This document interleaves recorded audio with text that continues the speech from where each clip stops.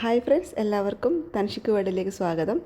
ഇന്ന് നമുക്ക് അരിപ്പൊടി കൊണ്ടുള്ള അടിപൊളി രുചിയിലുള്ള ഒരു ഈവനിങ് സ്നാക്ക് റെസിപ്പി കണ്ടു നോക്കിയാലോ.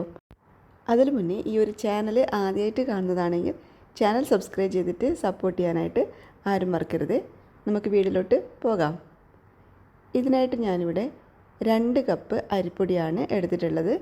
നമ്മുടെ ഇടിയപ്പത്തിനും പത്തിരിക്കൊക്കെ എടുക്കുന്ന വറുത്ത അരിപ്പൊടിയാണ് ഞാനിവിടെ യൂസ് ചെയ്തിട്ടുള്ളത്. ഇനി ഇതിലേക്ക് 1/2 ടീസ്പൂൺ കറുത്ത എള്ളും ആവശ്യത്തിന് ഉപ്പും ചേർത്ത് കൊടുക്കാം. അതിനുശേഷം നല്ല ചൂടുവെള്ളത്തിൽ വേണം ഇത് കുഴച്ചെടുക്കാനായിട്ട്. ഞാനിവിടെ 1 കപ്പ് നല്ല ചൂടുവെള്ളം ഒഴിച്ചു കൊടുത്തിട്ടുണ്ട്. നന്നായിട്ട് വെട്ടിത്തിളക്കുന്ന വെള്ളം വേണമെന്നില്ല, എന്നാൽ നല്ല ചൂടുവെള്ളം വേണം നമ്മളിതിലോട്ട് ഒഴിച്ചു കൊടുക്കാനായിട്ട്. എന്നിട്ടൊരു സ്പൂൺ വെച്ചിട്ട് ഇതുപോലെ ഒന്ന് മിക്സ് ചെയ്ത് കൊടുക്കാം. അതിനുശേഷം ഇതിവിടെ മാറ്റി വെക്കാം. ഇനി ഇതിൻ്റെ ചൂടൊക്കെ ഒന്ന് പോയതിന് ശേഷം കൈ വെച്ച് നല്ലതുപോലെ ഒന്ന് കുഴച്ചെടുക്കാനുള്ളതാണ്. ഇനി ഒരു മിക്സിയുടെ ചെറിയ ജാർ എടുത്തിട്ട് അതിലേക്ക് 1 കപ്പ് നല്ല ഫ്രഷ് ആയിട്ടുള്ള ചെറിയ തേങ്ങ ഇട്ട് കൊടുക്കാം. ഒപ്പം തന്നെ 4-5 ചെറിയുള്ളി കൂടി ചേർത്ത് കൊടുക്കണം. പിന്നെ ചേർക്കേണ്ടത് 1 ടീസ്പൂൺ പെരിഞ്ജീരകമാണ്.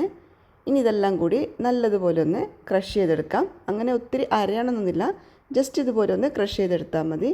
ഇനി തേങ്ങ അരച്ചത് നമുക്ക് ഇതിലോട്ട് ചേർത്ത് കൊടുക്കാം. ഇത് കൂടി ചേർത്തിട്ട് വേണം നന്നായിട്ടൊന്ന് കുഴച്ചെടുക്കാനായിട്ട്. തേങ്ങയുടെയും ഉള്ളിയുടെയൊക്കെ ആ ഒരു നനവുണ്ടാവും, അത് വെച്ചിട്ട് നല്ലതുപോലെ പ്രസ് ചെയ്ത് ഒന്ന് കുഴച്ചെടുത്താൽ മതി. നന്നായിട്ട് തന്നെ ഒന്ന് കുഴച്ചെടുക്കണം. കണ്ടല്ലോ, ഈ ഒരു കറക്റ്റ് പാകത്തിന് കിട്ടണം. ഒത്തിരി ലൂസായി പോകാൻ പാടില്ല, കാരണം നമുക്കിതൊന്ന് ഷേപ്പ് ചെയ്തെടുക്കാനുള്ളതാണ്. അതുകൊണ്ട് ഈ ഒരു കട്ടിയിൽ വേണം നമ്മൾ കുഴച്ചെടുക്കാനായിട്ട്. നല്ലതുപോലെ തന്നെ ഒന്ന് കുഴച്ചെടുക്കാം. അങ്ങനെ ഇതാ ഞാനിവിടെ നന്നായിട്ട് തന്നെ കുഴച്ചെടുത്തിട്ടുണ്ട്. ഇനി ഇതിവിടെ കുറച്ച് നേരത്തേക്ക് അടച്ച് മാറ്റി വെക്കാം. ആ ഒരു സമയത്ത് നമുക്കിതിൻ്റെ ഫില്ലിങ് തയ്യാറാക്കണം. അതിനായിട്ട് 1 ടേബിൾ സ്പൂൺ ഓയിൽ ഒഴിച്ചു കൊടുത്തിട്ടുണ്ട്. വെളിച്ചെണ്ണയോ ഏത് ഓയിൽ വേണമെങ്കിലും നിങ്ങൾക്ക് യൂസ് ചെയ്യാവുന്നതാണ്. അതിലോട്ട് 2 സവാള, മീഡിയം സൈസിലുള്ള 2 സവാള കട്ട് ചെയ്തത് ചേർത്ത് കൊടുക്കുന്നുണ്ട്. പിന്നീട് ഇതിലേക്ക് ഒരു ചെറിയ കഷ്ണം ഇഞ്ചിയും 1 വെളുത്തുള്ളിയും കട്ട് ചെയ്തത് ഇട്ട് കൊടുക്കാം. എന്നിട്ട് ഈ വെളുത്തുള്ളിയുടെയും ഇഞ്ചിയുടെയൊക്കെ പച്ചമണം മാറുന്നത് വരെ നല്ലതുപോലെ ഒന്ന് വഴറ്റി കൊടുക്കണം. ഇനി ഇതിലേക്ക് മസാലപ്പൊടികളൊക്കെ ചേർത്ത് കൊടുക്കാം. ഞാനിവിടെ 1/4 ടീസ്പൂൺ മഞ്ഞൾപ്പൊടിയും 1 ടീസ്പൂൺ മുളക് പൊടിയും കുറച്ച് ഉപ്പും ചേർത്ത് കൊടുത്തിട്ടുണ്ട്. എന്നിട്ട് നല്ലതുപോലെ ഒന്നുകൂടി വഴറ്റി കൊടുക്കാം. നിങ്ങൾക്ക് വേണമെന്നുണ്ടെങ്കിൽ ഗരം മസാലപ്പൊടി ചേർക്കാവുന്നതാണ്. നന്നായിട്ടൊന്ന് വഴറ്റിയെടുത്തതിന് ശേഷം ഇതിലേക്ക് കുറച്ച് കറിവേപ്പില കൂടി ചേർത്ത് കൊടുക്കുന്നുണ്ട്. മല്ലിയില വേണമെങ്കിൽ മല്ലിയില ചേർത്ത് കൊടുക്കാവുന്നതാണ്. അതിനുശേഷം ഇതിലേക്ക് ചേർക്കുന്നത് കുരുമുളകും ഉപ്പും മഞ്ഞളും ഇട്ടിട്ട് വേവിച്ചെടുത്തിട്ടുള്ള ചിക്കനാണ്. അത് കൈകൊണ്ട് ചെറുതായിട്ട് ഇതുപോലെ ഇങ്ങനെ പിച്ചി എടുത്തിട്ടുണ്ട്. മിക്സിയിലിട്ടിട്ട് ക്രഷ് ചെയ്യേണ്ട ആവശ്യമൊന്നുമില്ല. ചിക്കൻ ഇതുപോലെ നമുക്ക് കുറച്ച് കടിക്കാൻ കിട്ടണമെന്നുണ്ടെങ്കിൽ കൈകൊണ്ട് ഇതുപോലെ ഇങ്ങനെ പിച്ചി എടുത്തിട്ട് ഇട്ട് കൊടുത്താൽ മതി. എന്നിട്ട് നല്ലതുപോലെ ഒന്ന് മിക്സ് ചെയ്ത് കൊടുക്കാം. ഈ സമയത്ത് ഉപ്പൊക്കെ ചെക്ക് ചെയ്തിട്ട് വേണമെന്നുണ്ടെങ്കിൽ ചേർത്ത് കൊടുക്കാവുന്നതാണ്. അങ്ങനെ നമ്മുടെ ഫില്ലിംഗ് ഇവിടെ തയ്യാറായിട്ടുണ്ട്. ഇതിവിടെ മാറ്റി വെക്കാം.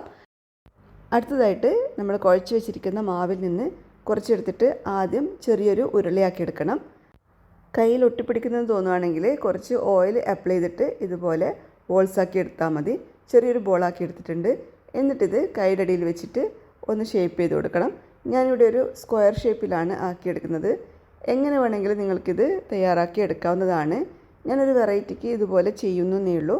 നിങ്ങൾക്ക് വേണമെങ്കിൽ ഇത് ബോൾസ് പോലെ ആക്കിയിട്ട് അങ്ങനെ നമുക്ക് ആ ഒരു ഷേപ്പിലുള്ള സ്നാക്കാക്കി എടുക്കാം. ഞാനിപ്പോൾ ഇതുപോലെയാണ് ചെയ്തെടുക്കുന്നത്. ഒരു സ്ക്വയർ ഷേപ്പിലാക്കി എടുത്തിട്ടുണ്ട്.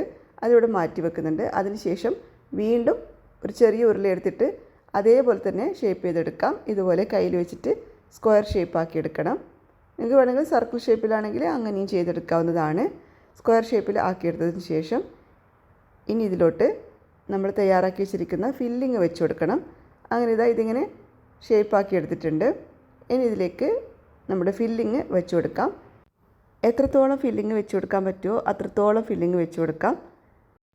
ഇനി ഇതിൻ്റെ മുകളിലേക്ക് നമ്മൾ നേരത്തെ ഷേപ്പ് ചെയ്ത് വെച്ചിരിക്കുന്ന മാവെടുത്തിട്ട് നല്ലതുപോലെ ഒന്ന് കവർ ചെയ്ത് കൊടുക്കണം. ഇതുപോലെ നന്നായിട്ട് ഇങ്ങനെയൊന്ന് പ്രസ് ചെയ്ത് കൊടുത്താൽ മതി. നന്നായിട്ട് ഇങ്ങനെ പ്രസ് ചെയ്ത് കൊടുക്കുമ്പം ഇതിങ്ങനെ ഒട്ടിപ്പിടിച്ച് നിന്നോളും. ഫില്ലിംഗ് ഒന്നും പുറത്ത് വരില്ല. ഒട്ടും തന്നെ ഫില്ലിംഗ് ഒന്നും പുറത്ത് വരുന്നില്ല എന്ന് ഉറപ്പ് വരുത്തണം. അതുപോലെ വേണം സീൽ ചെയ്തെടുക്കാനായിട്ട്. അപ്പോൾ ഇത് കണ്ടല്ലോ, നല്ലതുപോലെ തന്നെ ഷേപ്പ് ചെയ്തെടുത്തിട്ടുണ്ട്. ഇനി ഇത് ഇതേപോലെ തന്നെ വേണമെങ്കിൽ നമുക്ക് ആവിയിൽ വെച്ചിട്ട് സ്റ്റീം ചെയ്തെടുക്കാം. ഞാൻ ജസ്റ്റ് ഒരു ഭംഗിക്ക് വേണ്ടിയിട്ട് ഇതിലൊരു ഡിസൈനൊക്കെ ഇട്ട് കൊടുക്കുന്നുണ്ട്. അതിനായിട്ട് ഫോർക്ക് ഉണ്ടല്ലോ, ഫോർക്കിൽ കുറച്ച് ഓയിൽ തടവി കൊടുത്ത ശേഷം ഇതുപോലെ വെച്ചിട്ടൊന്ന് പ്രസ് ചെയ്ത് കൊടുക്കാം. ജസ്റ്റ് ഒരു ഭംഗിക്ക് വേണ്ടിയിട്ട് ചെയ്യുന്നതേ ഉള്ളൂ, യാതൊരു നിർബന്ധമൊന്നുമില്ല. പക്ഷെ കാണാൻ നല്ല ഭംഗിയുണ്ടാകും. അതിന് വേണ്ടിയിട്ട് ഇതുപോലെ ഒന്ന് ചെയ്തെടുക്കുന്നതേ ഉള്ളൂ. രണ്ട് സൈഡ് വേണമെങ്കിലും രണ്ട് സൈഡ് ഇതുപോലെ ചെയ്തെടുക്കാം. ഞാൻ പക്ഷേ ഒരു ഭാഗത്ത് മാത്രമേ ഇതുപോലെ ചെയ്ത് കൊടുക്കുന്നുള്ളൂ. എന്നിട്ട് ഈ സൈഡിലൊക്കെ ഒന്നുകൂടി ഒന്ന് ഷേപ്പ് ചെയ്ത് കൊടുത്ത ശേഷം എണ്ണ പുരട്ടിയിട്ടുള്ള ഒരു തട്ടിലോട്ട് വെച്ച് കൊടുക്കുന്നുണ്ട്. ഇനി ഇത് സ്റ്റീം ചെയ്തെടുക്കാനുള്ളതാണ്. ഇതുപോലെ തന്നെ ബാക്കിയുള്ളതെല്ലാം ഒന്ന് ചെയ്തെടുക്കാം.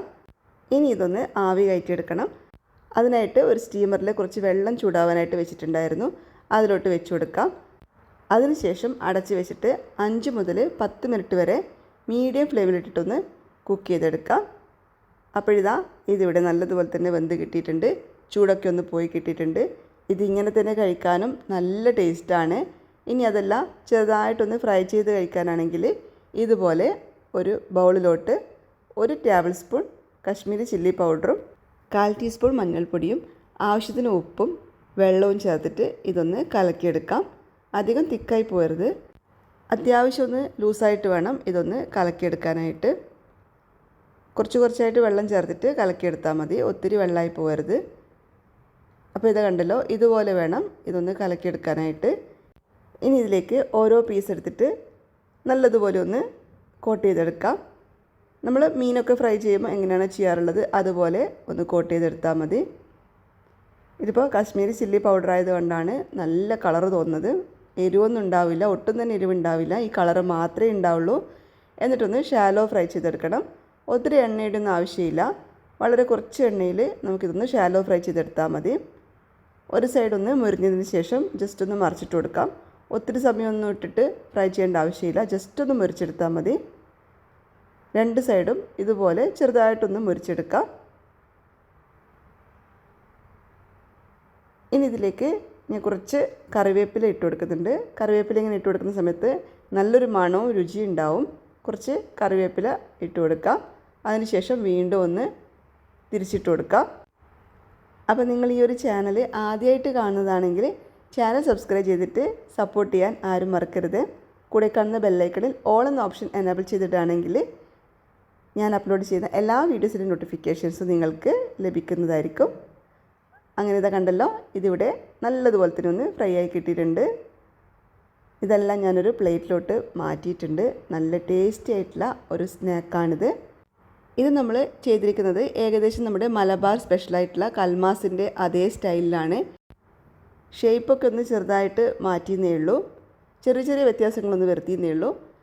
അപ്പോൾ എല്ലാവരും ഒന്ന് ട്രൈ ചെയ്ത് നോക്കണേ, നല്ല രുചിയാണ്. അതുപോലെ തന്നെ നമ്മുടെ മലബാർ സ്പെഷ്യലായിട്ടുള്ള കല്ലുമ്മക്കായ് നിറച്ച് പൊരിച്ചതിൻ്റെ അതേ രുചിയാണിതിന്.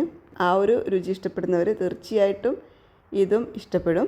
അപ്പോൾ തീർച്ചയായിട്ടും ഒന്ന് ട്രൈ ചെയ്ത് നോക്കണേ.